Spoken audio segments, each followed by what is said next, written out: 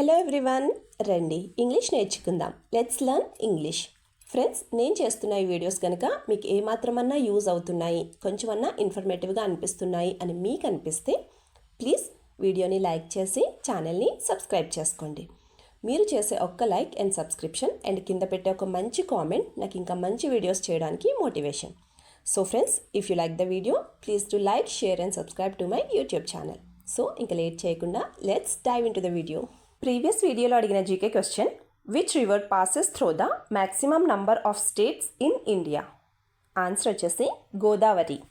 మరి ఇవాల్టి GK question, Bharatiya Janata Party was known as? Answer కింద కమెంట్ సెక్షన్లో కమెంట్ చేసి చెప్పండి.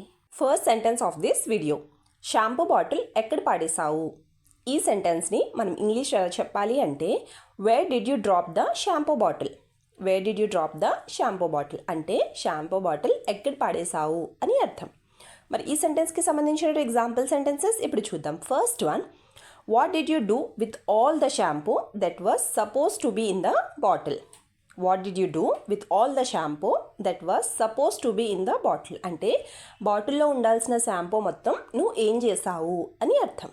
Second example, if you bath with this much of shampoo all your hair will fall down అంటే నువ్వు ఇంత షాంపూతో తలస్నానం చేస్తే నీ జుట్టు మొత్తం ఊడిపోతుంది అని అర్థం. నెక్స్ట్ వన్, ఎంత ఏడ్చినా ఫోన్ ఇవ్వను. మనం పిల్లలతో ఈ విధంగా అంటూ ఉంటాం కదండి, నువ్వు ఎంత ఏడ్చినా ఫోన్ ఇవ్వను.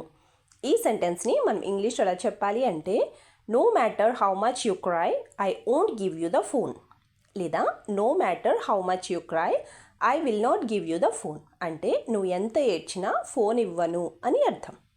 మరి ఈ సెంటెన్స్కి సంబంధించిన ఎగ్జాంపుల్ సెంటెన్సెస్ ఇప్పుడు చూద్దాం. First one, you are not really crying stop acting. You are not really crying stop acting అంటే నువ్వు నిజంగా ఏడవడం లేదు, నటించడం ఆపేసాయి అని అర్థం. Second example, I'm annoyed you need to stop crying now, లేదా I'm so irritated you need to stop crying now అంటే నాకు చాలా చిరాగ్గా ఉంది, నువ్వు ఏడవడం ఆపేసేయి అని అర్థం. నెక్స్ట్ వన్, ఈ అన్నం అంతా నువ్వు తినాల్సిందే. ఈ సెంటెన్స్ని మనం ఇంగ్లీష్లో ఎలా చెప్పాలి అంటే, you have to eat all this rice. You have to eat all this rice అంటే ఈ అన్నం అంతా నువ్వు తినాల్సిందే అని అర్థం. మరి ఈ సెంటెన్స్కి సంబంధించిన ఎగ్జాంపుల్ సెంటెన్సెస్ ఇప్పుడు చూద్దాం. First one, you don't eat properly every day that's why you have to eat all this today. You don't eat properly every day that's why you have to eat all this today అంటే నువ్వు ప్రతిరోజు సరిగ్గా తినడం లేదు, అందువల్ల ఈరోజు ఇది మొత్తం నువ్వు తినాల్సిందే అని అర్థం. Second example, no matter what you say I won't leave you. No matter what you say I won't leave you అంటే నువ్వేం చెప్పినా నేను నిన్ను వదిలిపెట్టను అని అర్థం. నెక్స్ట్ వన్, ఎందుకు డల్గా ఉన్నావు? ఈ సెంటెన్స్ని మనం ఇంగ్లీష్లో ఎలా చెప్పాలి అంటే, why are you so dull, లేదా why are you looking so dull అంటే ఎందుకు డల్గా ఉన్నావు అని అర్థం. మరి ఈ సెంటెన్స్కి సంబంధించిన ఎగ్జాంపుల్ సెంటెన్సెస్ ఇప్పుడు చూద్దాం. First one, are you okay why do you look so dull. Are you okay why do you look so dull అంటే నువ్వు బాగానే ఉన్నావా, నువ్వు ఎందుకంత డల్గా కనిపిస్తున్నావు అని అర్థం. Second example, you shouldn't go out in the sun because you are so dull. You shouldn't go out in the sun because you are so dull అంటే నువ్వు చాలా డల్గా ఉన్నావు, అందుకని నువ్వు ఈ ఎండలో బయటికి ఎక్కడికి వెళ్ళొద్దు అని అర్థం. నెక్స్ట్ వన్, అబద్ధాలు చెప్పడం మొదలు పెట్టావా? ఈ సెంటెన్స్ని మనం ఇంగ్లీష్లో ఎలా చెప్పాలి అంటే, have you started lying. Have you started lying అంటే అబద్ధాలు చెప్పడం మొదలు పెట్టావా అని అర్థం. మరి ఈ సెంటెన్స్కి సంబంధించిన ఎగ్జాంపుల్ సెంటెన్సెస్ ఇప్పుడు చూద్దాం. First one, why did you take the money without telling me. Why did you take the money without telling me అంటే నాకు చెప్పకుండా నువ్వు డబ్బులు ఎందుకు తీసావు అని అర్థం.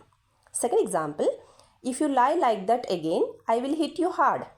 If you lie like that again I will hit you hard అంటే నువ్వు మళ్ళీ కనుక ఇలానే అబద్ధం చెప్తే నేను నిన్ను గట్టిగా కొడతాను అని అర్థం.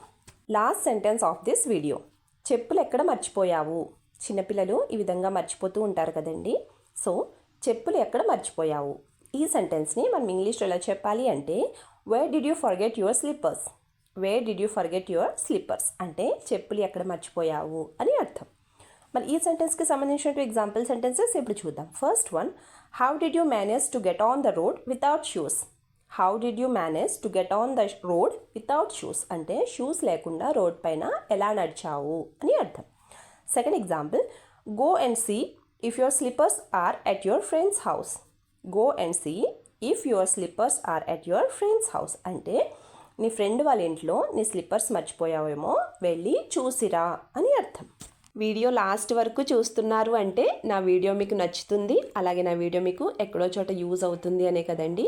సో ఫ్రెండ్స్, ప్లీజ్ నా వీడియోని లైక్ చేసి ఛానల్ని సబ్స్క్రైబ్ చేసుకుని మీ సపోర్ట్ నాకు తెలియచేయండి. Thank you.